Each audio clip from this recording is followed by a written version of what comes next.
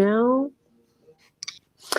hi, I'm here with Renu Englehart, who is finishing her first term as town councilor, and poised to have another term since she and her fellow councilors are all running unopposed. So hi, Renu. Hi. Thanks for joining us. Basically, I just wanted to touch base with everybody because we aren't holding a candidates forum for the town council since you guys are all kind of running as a team and nobody else is running. So my thought was just get you each on and find out how it's been for you. What do you first of all, I guess you could just say a little bit about yourself. I mean, I know your history and how you were on the zoning board and stuff like that, but why did you decide to run for town council in the first place, and kind of a little bit of your history in the town? So I've lived in the town. We've lived in this town for approximately 20 years and I am a lifelong volunteer of East Greenwich. So I volunteered for a lot of stuff, and I liked the zoning board. It was a lot of fun. I was term limited to 12 years, and I had volunteered in other parts and other capacities in East Greenwich as well. But I decided to run mostly because, I was very aware of the turmoil of the last council, and I also knew some of the previous occupants of councils prior to this, and I always felt that the council's main job was to be a good representative and a good intermediary between the inner workings of the town and the people. I mean, that's what you're elected to do. Unfortunately, I just felt that last council really sort of took great advantage of some of those, took great advantage of the trust that they were given, and they really created a lot of chaos and turmoil and a lot of expense, quite honestly, that was unnecessary. And I felt that was wrong. And I was at a different point, and I really thought I should run. I didn't see a lot of people stepping up saying that they'd wanted to run. I had talked to a few people, and I had also, before I ran, I actually asked a bunch of older East Greenwich residents that I knew personally from before, and I said, do you think I could run? Do you think I have a chance? And most people were very cool. They were like, yeah, you should do it. It was maybe one or two that were like, I'm not so sure.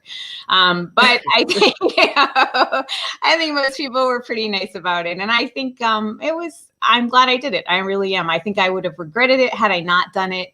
And I am very pleased, especially with the turmoil of just these last 2 years, stuff that we've gone through. I'm really glad that I did it, and I'm really happy with the people that I sit on the council with. So, how different is it from? I haven't actually sat on, like you did the zoning board for 12 years. What's the big? I mean, you have more power on the town council. Is there something else that you can point to? I don't know.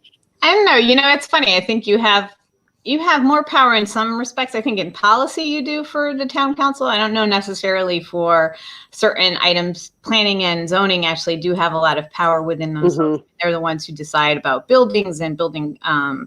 They're the ones that enforce the code the way that it's written. The council can write the code or change the policy, but the planning board and the zoning board are the ones tasked to enforce it, and they can actually have a huge effect. I mean, they can actually really affect the way that somebody builds something. They can decide, if they're going to give a variance or not. So I really think actually, when it comes to actual hands-on type of work, I think planning and zoning actually do have more power than people realize.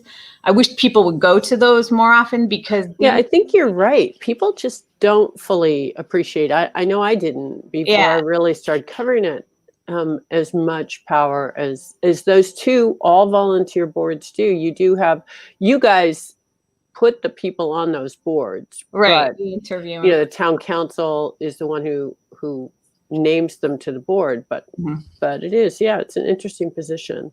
Yeah, it's really. I mean, it is really fascinating, and you get to see the sort of the best and worst of neighbor relations actually in both those boards, because I mean, let's face it, I mean, you are dealing with people's homes or their businesses, and they're they have really strong opinions about it. And then you have the neighbors or the neighborhood, and they have very strong opinions about what should go on. So people really should go. They should go, and you can see how the town works and some of the issues that have come up. But there's some things that, I mean, one of the things that really, I don't know that people understand is sort of a comprehensive permit situation that goes through the planning board does not come to the town council. I've seen comments where people are like, town council should do something about that. We can't. I mean, the way it's written, the way that statute is written through the state it is entirely within the planning board's purview, and we have no rights to say anything. We can try our best, but really when it comes to all those plans, we don't have a lot of power there. And I mean, the reason I guess that was done was because they kind of didn't want you to have too much power. They didn't, they want affordable housing, and they know that a community like East Greenwich might decide, oh, we don't want affordable housing, so we'll shut it down. But with this process, it's really hard for a town until we reach our 10% affordable housing percentage. It's hard for us to deny a lot of these developments. So I think that is the biggest issue. I think that people really don't understand that was a mandate, and until we hit that 10%, we really, as a town, have very little control over some of these bigger developments that are coming.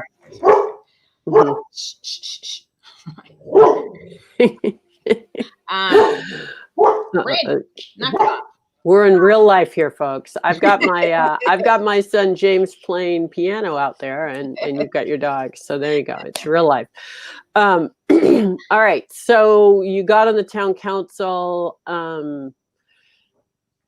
You had a lot of work, a lot of meetings. I can't remember, 40, some crazy number of meetings initially. And they were not virtual. You were going into town hall and you were doing that whole thing. And things like a year ago, you might have thought, yeah, we're doing pretty well now. We can kick back. We can let the town manager do his thing, and we're on easy street. Yeah. Then I guess there was the cyber attack, which was sometime last fall. Yeah, I think September, October of last year. And then of course COVID hit, and budget season's always interesting, Yeah. And you did have the noise ordinance, which I know you and Mike Donegan were the ones who kind of brought that in.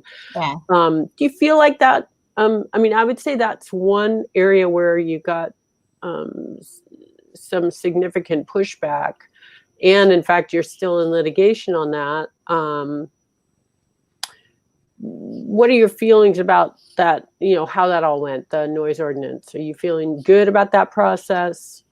I think we were, it came up while we were campaigning the first time. And it definitely, I think that a lot of people were complaining about, and there was a bunch of different issues that were happening down there. It was noise, the patrons, and I think it was the traffic and everything like that.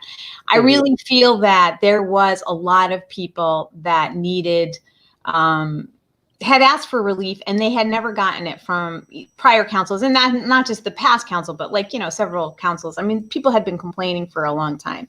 And I think that it is hard when you have these waterfront venues that are really in the middle of a residential area. I mean, that is residential, and there's more residential being built there.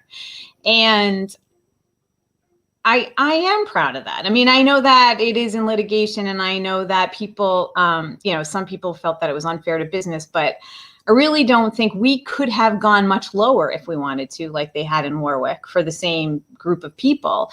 And we're somewhere in the middle. Prior to this, we were at Warwick's decibel level is lower than East Greenwich. It actually stops earlier, and it's lower. And it was changed because of one of the, prior. Right. So, and it stops at 10, and I believe it's at 50 decibels, which is really low. I mean, it's not even, I think we tried, and we had public comment for months. I mean, literally, we did partly because the attorney for the other side had asked, for a consideration, et cetera. And I think that we were really considerate to make sure that everybody was heard prior to passing that noise ordinance. I really feel like we did our best job there. And I know it's gone to litigation. And I am very sorry to see that it's gone to litigation, because I do think that, you really, it's sort of money that's wasted. But on the other hand, I feel that we did all our due diligence, and I would be very surprised if our noise ordinance was overturned. And I am proud of that. I think, and a lot of people, were pleased. I mean, a lot of residents. I am not really just it's not just the businesses we have to worry about. It is the residents. I mean, residents are, the bulk of the people who live in this town, and as much as you have to strike a balance, and it's not one side wins and the other side loses. I think you're supposed to come to a happy medium, and I think in this case, unfortunately, the businesses felt that they deserved more consideration, and I disagree. I think that part of it is you have to learn to work together. It's not, you can't get your way 100% of the time, and neither can the opposite side, the residents. I mean, there is some take here, so I am pleased with that. But yeah, the last couple of years have been very, they've been crazy. I mean, there was a lot of stuff happening, and it was a lot more than I had realized. It was a lot more work, especially in the beginning. It was a lot of work. So, well, you didn't have a town manager. You had Joe Duarte, who was holding down the fort as well as holding down his regular job over at DPW. Yeah, poor Joe. I think I might have called him too much. I harassed him. I was like, oh my God. Joe is lovely. And I have to say, Joe has got the patience of like a saint. I mean, he had to put up with all five of us. We were all new, and he had to put up with his own job, and then he had to run the town. And it was, I mean, I can't give him enough credit for being so kind, really, to all of us. And we were lucky to have Mike D'Amico. I mean, Mike was a great asset, especially because right after we were elected, Gail and Linda just left. I mean, they didn't give us an opportunity to even talk to them. Well, they left. I mean, Gail, you guys fired.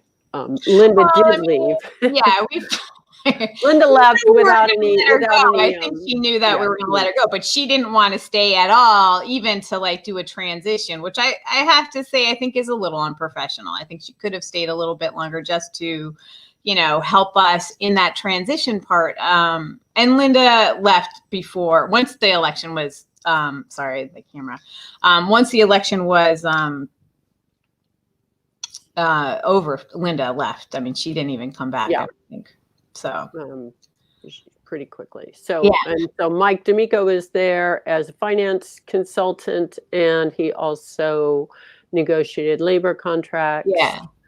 And I think it was, Mike was really, key. I mean, like Joe, Mike had to put up with all of us, sort of stalking him. And I think that it was hard because a lot of us didn't understand how bad the town, I shouldn't say how bad, but some of the issues that were facing the town financially. I mean, there were bills that were unpaid, and there were vendors that were really upset. And that was something that I know I didn't report a lot on. But the fact was that things weren't running smoothly in the finance department under the prior administration, and had gotten a little backlogged. Is that accurate? Maybe they had, because they were fighting on so many fronts. Maybe they were a little bit, overwhelmed by that. And they definitely, there was a lot of stuff. And I think also because of their cost cutting measures of, letting staff go, they were understaffed in the finance department, on both sides of the the town and the school. And I'm not sure that they were able to catch up, and we were unaware of that. So when the town didn't get their, quarterly financial, update from them, it turns out they didn't even have it quarterly. I mean, it just turned out they didn't have it either. I mean, it was not there, that we saw nothing. I mean, there was no financial records, and so that was a little scary because none of us are, CPAs, and I think Mike D'Amico really helped us there. And also, we were thrown into the negotiation for the contracts, and at that point there was a lot of turmoil between the fire department still and the town, and we were trying to, come in as a neutral body and say we're a different body. We're not those people. So. There's still a few outstanding. I mean, there were a lot more, but there are still a couple. There's a couple pending or pending, really. And quite honestly, we have a new solicitor under Ursillo Tights and Andy Tights. Mike Ursillo, and then Peter Squires is also part of our group, and they've been excellent in dealing with that. So it's much easier to let them, and then our new town manager. I mean, Andy Nada has been an amazing addition to the town, and he has all this experience that, we're so lucky to have here. And I think he brings a level of professionalism that we're also really lucky to have.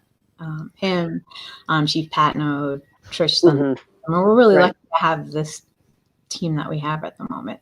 We have seen a couple of high-level departures. Kathy Bradley left. Yeah, I know, it's kind of fairly recently. 33 years. I know. And she left without any warning, or without any 2 weeks. So no party, no nothing. I'm still trying to track her down, actually. Kathy, if you happen to be hearing about this, I'd love to talk to you about your time here in EG. And then our tax assessor also left, and he was a much newer addition. But I guess these things happen in town. But I like Kathy. I didn't work with her, but I mean, and I was surprised to hear that. I was very sad to hear. I liked her. She was always really nice to me, and I always enjoyed running into her. And we did a lot of the meals at the 6th Street in the summer, and she was a key part of setting that up. I thought she was super awesome. And then Anthony Davey, I didn't really know that well, but I think he left to a better experience and or a private company or something like that. I think he wanted something more. So I mean, I'm sorry to see him leave, and I hope he has he's young, so I can see that, he wants to move himself up. So we're now in this, still dealing with COVID, and that's obviously going to be weighing on us for a while. I mean, to a certain extent, you guys came in with some big plans. You were going to do parking study, waterfront study. The waterfront study, there was an RFQ. You do have some bids, I guess. That I think that's still.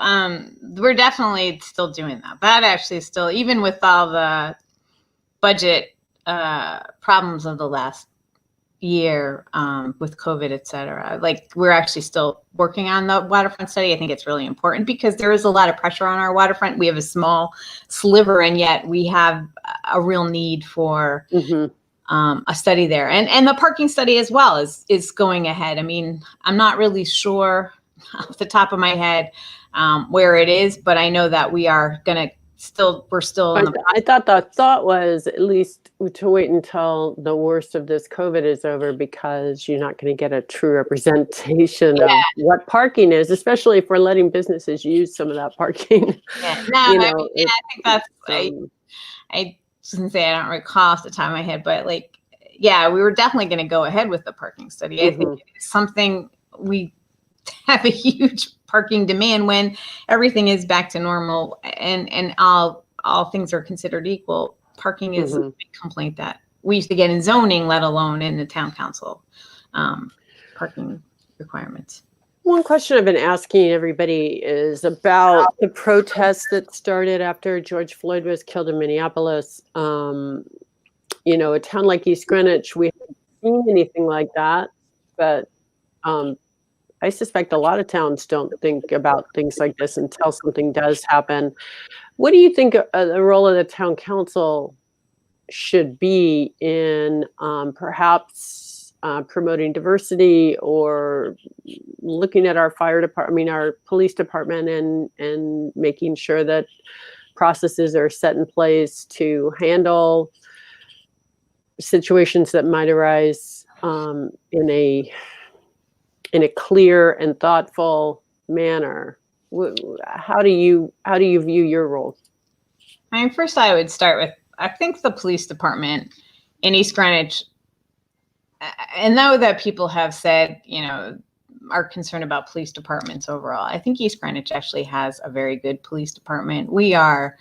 It's a local police department. And are they perfect? No. But, you know, I think that one of the nice things about being in a small town is that a lot of the SRO officers work with kids when they're in the high school and Cole, and they know a lot of family members and things like that. I think that the police department, unfortunately, is on the front lines for a lot of the mental health. I think that's across the country. I think that when there's a problem, you call the police, and that might not be the best place. I mean, I think, you know, we should explore sending, you know, when people get a mental health call or you get a well check, maybe the person to send is a police officer, but also a social worker or a psychiatrist, something like that. I know that in this period of time that we've been in COVID, I think those mental health calls have increased a great deal to the police department. And I do believe that, you know, they do need more training. You can't just send somebody out and expect them to handle a situation that could be complex and that they're not equipped to handle necessarily. I think that our police department could use more money towards training for that situation. And then maybe we should have a broader talk about whether or not, you know, where do we fall on mental health issues? I mean, I had somebody reach out to me from the community who is a psychiatrist, and she said, you know, we have a lot of psychiatrists and therapists in this town. Why aren't we using them in sending them out with police officers? And I'm not sure that you can do that for legal reasons, but I think that maybe the question is, you know, how much does the town provide in that type of care, but also recognizing that the police need some training and they need to be able to tap into professionals if they don't think that they can handle a situation where it's, you know, somebody's depressed and threatening, you know, suicide or something like that. I think as far as diversity goes, in the time that I've lived here, I think that East Greenwich has become more diverse. Is it the most? No, it's not the most diverse town. I think it could do better. And I also, you know, there was a point where I think people call the police also because they see a stray young man of color walking down the street who might be going to New England Tech or might be, soliciting for something and whatever. And people were calling. Or might even live someplace Or nearby. I mean, literally, you know, there were kids who were, you know, people were calling to say, you know, these kids are, and they look a little bit different from what we think a typical New England town is. Even though I think that New England is much more diverse than we give it credit for. I don't know. I mean, I am really appreciative that we have such an active residential population that is really interested in that. I think especially younger parents, it seems like they're much more aware of the fact that there's not a lot of diversity in town. I think, I don't know. It would be nice to see. I know there's some older families that have been in this town for a long time who are of color, and I would love to see them get more attention because, and there's stuff, you know, and there was Scrabble Town originally was an area where there was a lot of people of color that lived down there. I think these are conversations. I think Catherine Streich, I think with you, had done a great set of articles about that, which was really interesting. And some of that I didn't know at all. And same here. Maybe that's something as a town. Maybe that's part of our curriculum. I'm not really sure how to address it. I think that we need more people of diverse backgrounds to move here, really. And right. The housing thing, and then, then we need to attract people of different backgrounds. I think it's important. So I'm not really sure I answered your question, but I know. Well, what comes first, the chicken or the egg? Do we get a diverse police force or a diverse residential pool? And maybe I think that, listen, I would love to see more women and more members of minority communities on both the police and the fire department. I think that would be really a great thing. I think people like to see that they're represented in that situation. And it's also important that people can say, we live in a diverse community, but our professionals, first responders are not, of all one color and all one gender. I think that's something that we may need to really push in the future. I know I have a friend, actually one of my sons, who's a young lady, and every time there's an opening on any police force, I'm like, you gotta apply. And because I do think we probably should look into that in a little bit more. Yeah, I mean, the question is, do we just hope that people apply, or do we make our departments literally more welcoming spaces? With the fire department, for instance, no women. And I realize with fire, it's, there's that physical aspect that's a little different than the police. The police, you need to be fit. Yeah. But you don't necessarily need to be able to, I think that's fire. I mean, definitely, listen, I don't know what the requirements, I don't know what the physical requirements are for the fire department, but they have to carry people. I mean, they're responding. I mean, they definitely. And they have to carry big hoses and things like that. I know other fire departments. I think there's a fire department, I think in Colorado, that's all women right now. So, I mean, and this is not a possibility. Women should be on there. Obviously, women can do the job if they want to. I don't know if we just don't get the applicants, or if it's something that, maybe within the culture that keeps them out. But I would like to see a little bit more diversity in both bodies. I think it's important for people to see that. But I'm not really sure how that recruitment works. I'm not really sure. But as a town councilor, I mean, do you, I guess, you're not the town manager, you're not the fire department or the fire chief or the police chief, but you do have their ear, Yeah, I mean, I think I know Andy Nada had spoken before of having a diversity committee when the George Floyd thing came up. And I know that we're still exploring. I think because of COVID, I think everything's sort of been, we haven't had any committee meetings in person. So I think that is something that we need to really look at. I would really like to be part of that. I mean, I do feel like, I'm Indian American and I'm on this council. I think that speaks well of East Greenwich overall. And nobody said, oh, I don't think, she doesn't fit in. But then the flip side to that is I grew up in New England. So I know a lot of New England-y things, and I feel very comfortable in that role. I think that the town, I don't know. I think that the town should address these things. COVID has sort of put, a damper on everything. I mean, all the things that you would want to do, all those things that you would want to explore, it's made it so much harder because we're always worried about, are we providing enough services for COVID? Are we, where's our money and, our financial situation? And, I feel like Andy has so much on his plate already. And he's very good about responding when you ask him questions. But I mean, there's just so much. I wish we would get a better handle on COVID, I think, as a state and as a town. I think that would be helpful. And as a country, maybe, I mean, I don't know, where are we all waiting on Washington, but is that?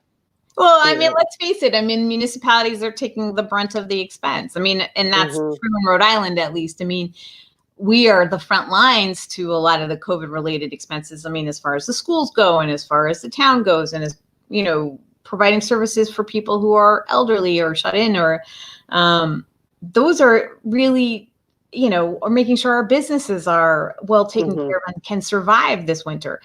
These are huge pressures, and that, you know, affects our revenue, it affects our tax base, it affects us individually.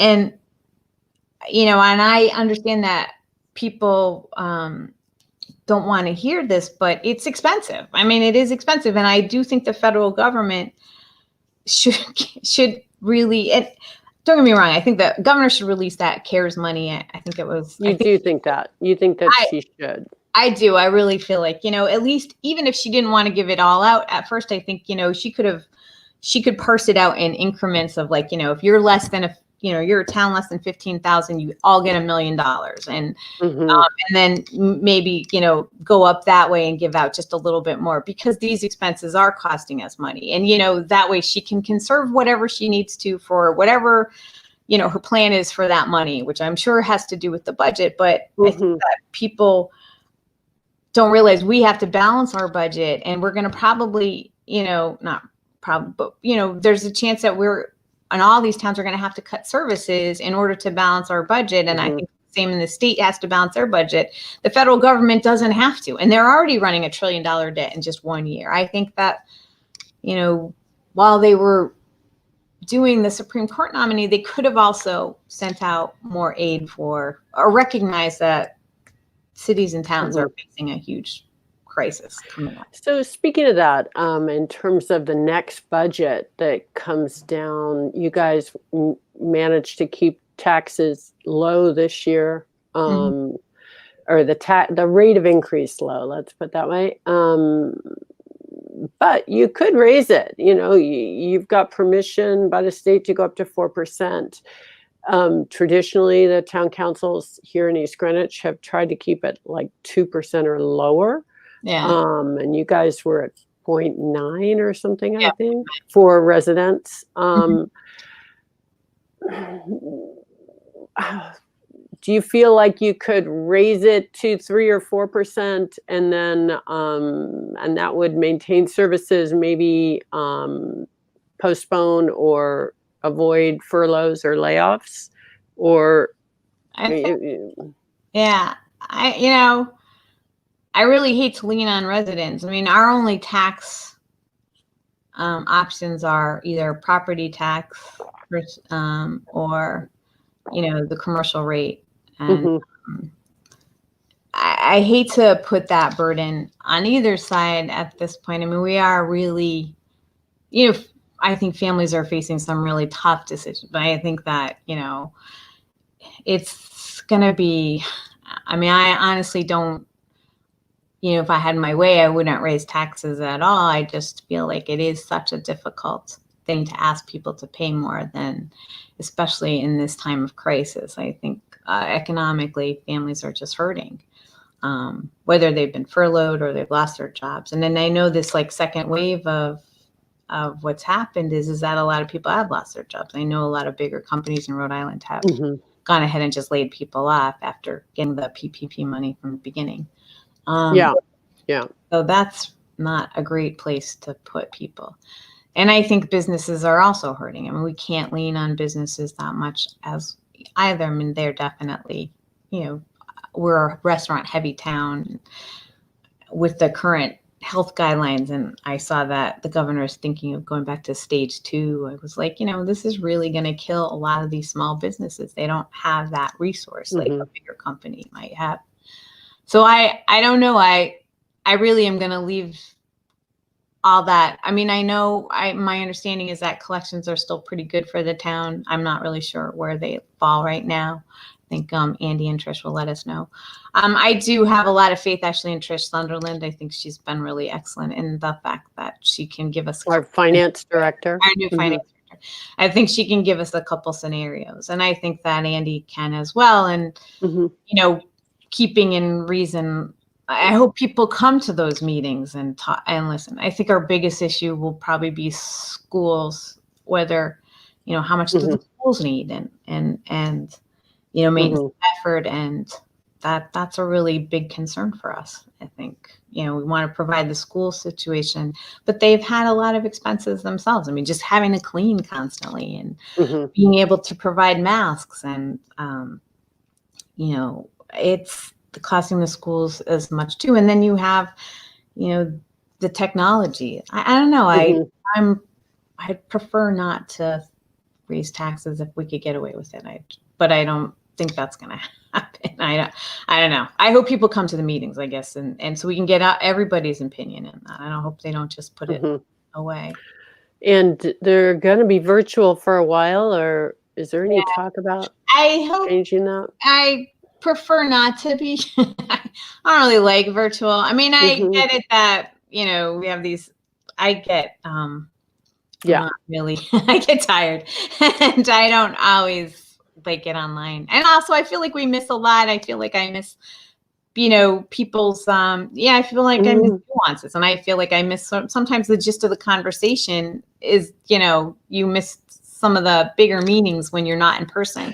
We've thought about doing it at Swift Gym, and I know that Andy had brought it up, and it was about, well, if we were in Swift Gym, then we would still have to do it on Zoom so people could partake. They could still watch online, and then they could, I think the one good thing about COVID has been that we've been forced to be more, we've pushed our technology to the brink, which I think is awesome. I think, people can stay at home now in their, in their sweatpants and watch the meeting, and they can register, they can partake in it, which is perfect. I mean, that's what you want. You want people to have all those opportunities, and they can watch it later. If something amazing happened or that they're really pissed off with, they can watch it later and see how it was addressed. That's something I don't think that we've ever, we would have gotten there, but maybe not as quickly as we've gotten there now. Yeah.